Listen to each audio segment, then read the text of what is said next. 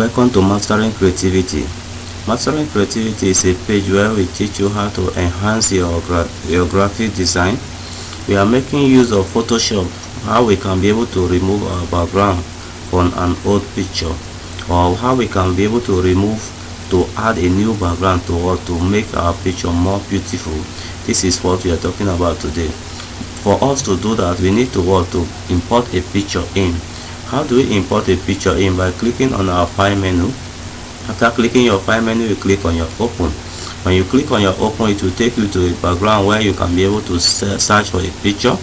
Any picture of your choice that you want to make use of, you can search for any picture, and then you open a folder and you select any picture of your choice. I will pick this for instance. After taking the picture, after selecting your picture, you click on your open and your picture will be import in. Now, having done this, you need to remove your picture from the background. Let's say for you to do that, you have to click on your rectangular tool and you crop your picture. That's for you to unlock it. Now, having done this, you right click on it and you click on layer via cut. Now, having done that, you click on your moving tool for you to drop your rectangular tool. Then you have to compress your picture.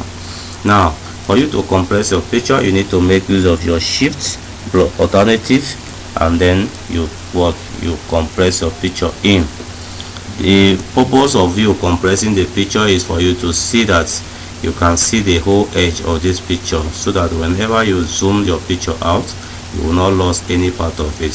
Now, for you to zoom the picture out, you press your Ctrl and your space bar, and you can click your picture for you to zoom it out. You are zooming it out so that you can be able to see your picture boldly while you are tracing, so that your tracing will be neat. You can reduce your zooming by your alternative plus your space bar. Then, having done that, you go to your tools here and you click on your pen. After selecting your pen, you can start your tracing from any environment. Depends on wherever you want to start it from, whether from the bottom or from the top. Now, remember, whenever you are tracing, your hand should not pass out of the picture, rather it should pass inside, because whenever you remove your picture from the background, so that you will not see the old background reflecting on that picture. That is why it's better for your hand to pass through the picture than to pass through the background. So we are having a person sitting on the chair there. Since we are interested in maintaining that chair, we don't want to remove the chair. That is why we are passing our hand out of that chair. But assuming we want to remove the chair, they automatically would have passed through the body of the picture instead of the chair. So we are still on the process of the tracing. So you must make sure that you maintain your hand so that your hand will be straight while tracing in case. Now we are still working on this. Now this is our chair. We'll have to pass through the chair since we want to maintain the chair. Assuming you want to remove the chair, our tracing will have passed through the body here. But since we are maintaining the chair, that is why we have to follow it this way. So remember that whenever you make a mistake and your hand, you need to reverse back, is your Ctrl plus alternative plus Z. That is to step backward. For you to step backward is Ctrl plus alternative plus Z. That is how you step backward. So now for you, your hold on tool, if at all you are tracing and you want to move the picture, you need to hold your space bar down. That is for the pen to hold on. That is the process. Then you continue your tracing. After you do that, you right click when you get to your destination, and then you click on make selection and you click OK. Now, having done this, you need to go to your rectangular tools, and then you right click on the body of the picture and you click on layer via cut. Now, having done this, you come to your dropping tool and you drop your tool, and now your picture has been removed. So you have to create a new layer which you can be able to bring in the new background.